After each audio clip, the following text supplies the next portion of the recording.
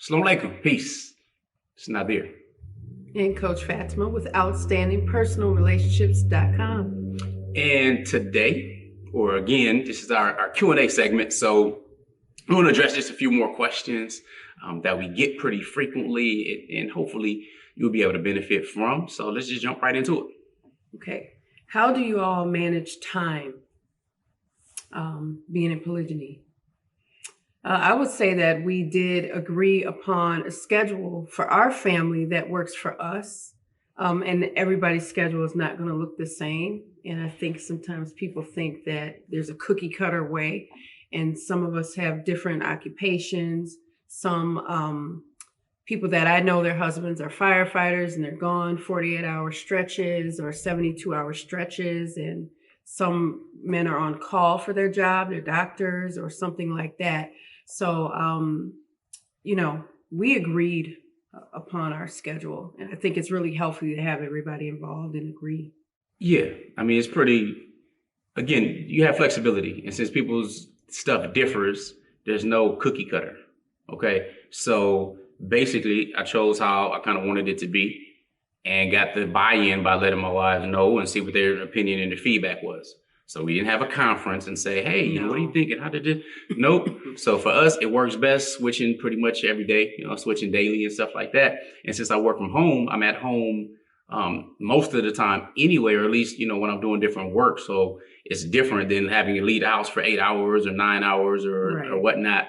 But I know people that do 2 days at a time, and some people that do a week at a time. There are other people that do the same day of the week and then take a day to themselves. Or months. Okay, yeah, months, exactly. Months. Some brothers, have another wife overseas, so they may spend a quarter of the year there, a quarter of the year here, and they go back and forth like that. Right. So, whatever you guys agree upon that you feel is equitable works. That's crucial. Absolutely. I mean, because there's going to be times, and the good part is that when you're married and when you're seeking marriage in particular, that you should be looking for somebody that actually wants to win in marriage.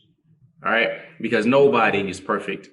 So, you're going to have to deal with shortcomings or different emergencies that happen and stuff like that, and be able to deal with it.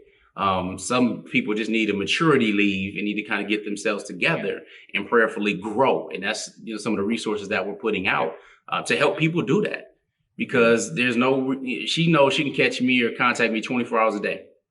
All right. Yes. So even if I have do not disturb on my phone, she's a contact that can get through, as well as my children and people in my inner circle. So it doesn't matter.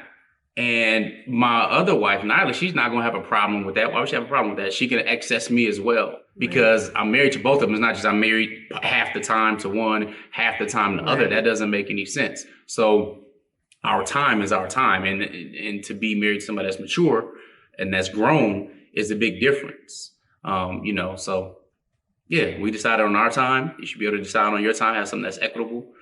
Speak up if you don't feel something is right. And the other part that's important, especially for us, is to stick to that. So, for example, why don't you tell them this story? Oh my goodness.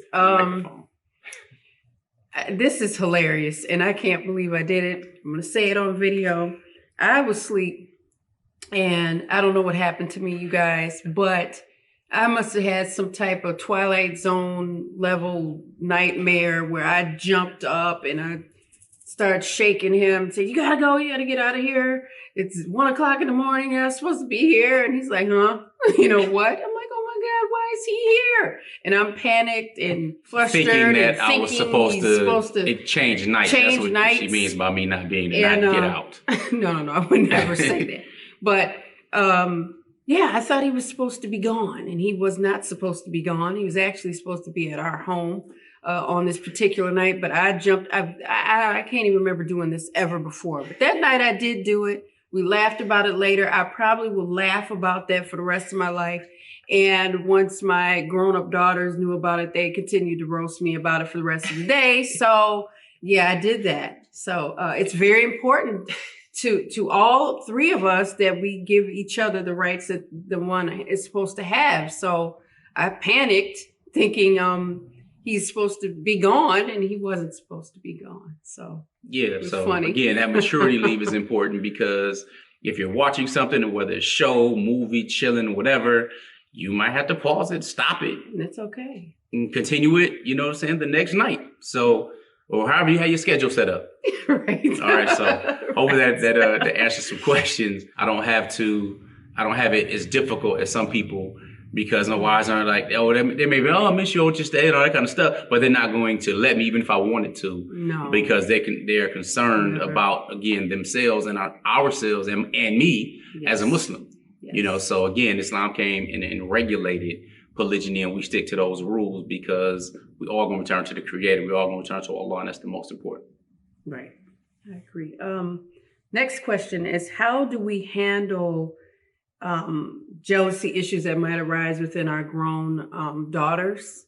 I remember, this is funny, I don't know if my husband remembers this, but our 21-year-old, they went to pick up gifts for me for my birthday, and the cashier said, "Are these your nieces?" And my daughter was upset. She said, well, what did she want to do? Like, ask Abu out on a date? And we were like in the way of it, and da-da-da. And she fussed and fussed and fussed. And I said, well, you know, your dad's good looking, so, you know, she's gonna say something. And she was like, yeah, but why we gotta be his nieces? Why can't we be his daughters? Da-da-da-da. And she fussed for a good week.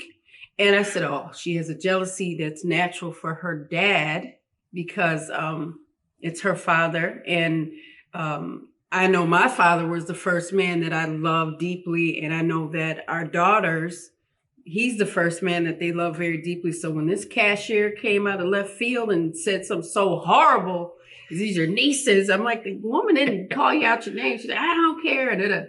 But how do I handle some things like that might arise as far as us being in or practicing polygyny? I think it can kind of carry over into that.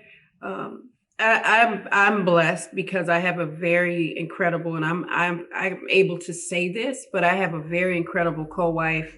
I don't have someone that's petty in my life, in my children's lives. I don't have someone that tries to make my adult daughters jealous. She's so conscious of her movements. My co-wife is, and I really celebrate that in her.